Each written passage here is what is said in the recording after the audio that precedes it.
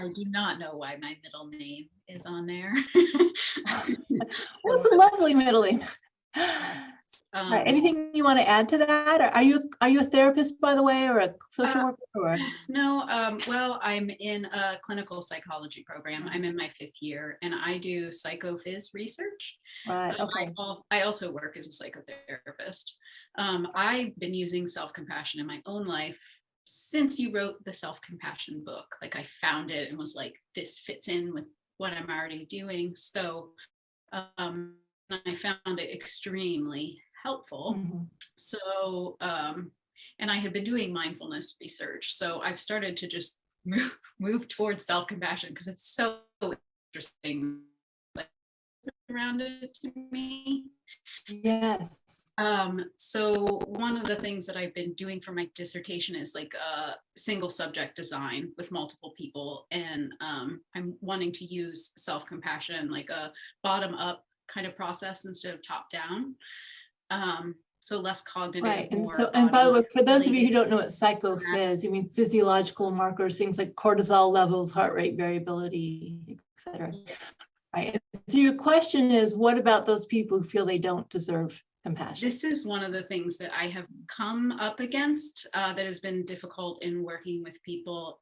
In particular, I find it when people hold deep religious beliefs and there's something that they need to do, like divorce, something that they have going on that's really against their religious beliefs, and it's become difficult.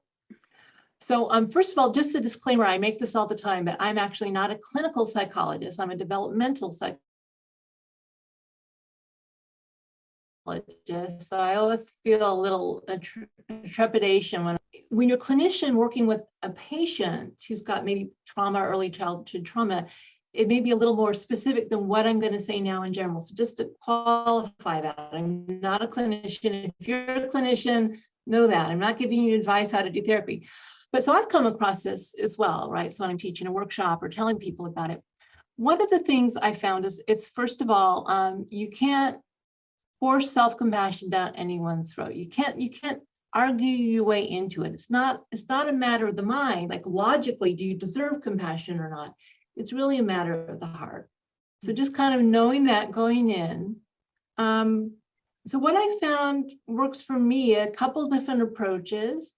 One is, first of all, modeling compassion, right? So if you kind of model compassion, even toward the fact that they feel they don't deserve compassion, right? So like, wow, that must be really painful. You don't feel you deserve compassion, right? So that's kind of you're getting the compassion flowing. You can try different approaches, like what about if you had a friend who said they thought they didn't deserve compassion? So that's always because most people quite naturally feel compassion for others, right? So you can ask them to maybe think about how they might feel toward a friend who is feeling that. Other ways to work with it are, what about your child self? Like, what about if you think about yourself when you were really young? You've got to be a little careful here. The clinicians are thinking, be a little careful, because if someone has early childhood trauma, sometimes you don't want to go straight there. If it can bring up a lot of what we call backdraft, which is pain comes out when we open the doors of our heart. But you can try that, thinking of a time when you were younger. Maybe can you give compassion to your child self, or maybe a part of yourself? Maybe your whole self, it's too much. Maybe you've got parts that, you want to work on.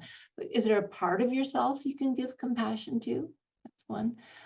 Sometimes I talk about, when a baby is born, how natural it is to so we don't wait for that baby to go to graduate school or get things right before we give them compassion. It's just our natural instinct, because they're, a human being who's living. It's kind of arises naturally from the heart.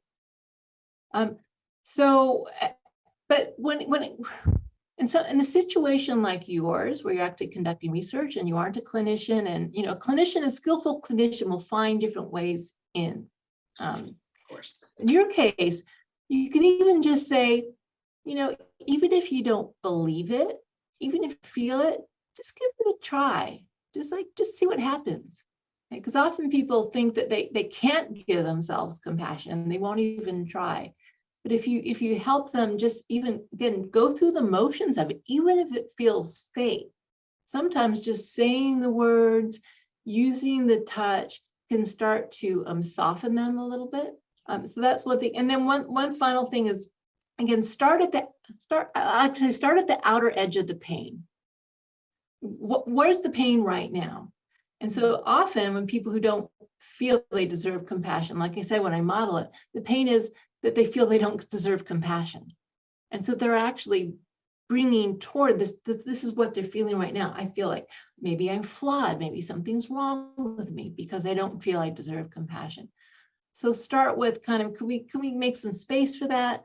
And just bring a little kindness to the fact that it's that's hard if you feel you don't deserve compassion. Mm-hmm. Does that make sense? Yes. And so, but people, I've just been so amazed over my years of teaching self-compassion. People find their own way in.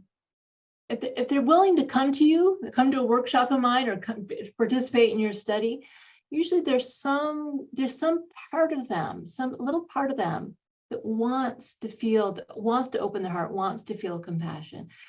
And they'll find their own way in, if you just try to give them the resources to get there. Sorry, I was writing this down. I know that was a lot. No, that last part is especially helpful for me to remember. I mean, I'm not giving people. So yeah. By the way, if any of you are self-compassion teachers on this call or therapists, you may think that you are the vehicle of self-compassion. Self-compassion takes care of itself.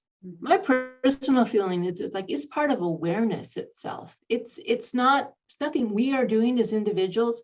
We are just kind of the conduit for compassion for self and others to naturally arise. So we're just trying to build bridges to allow people's natural, innate, and I really honestly do believe that compassion is innate capacity, is part of awareness, it's part of being a human being, it's part of our evolution as well. There's evolutionary research for that. Yes. Right? We're just trying to give people ways for this innate compassion to arise. Mm-hmm. I love that. Thank you very, very, very much.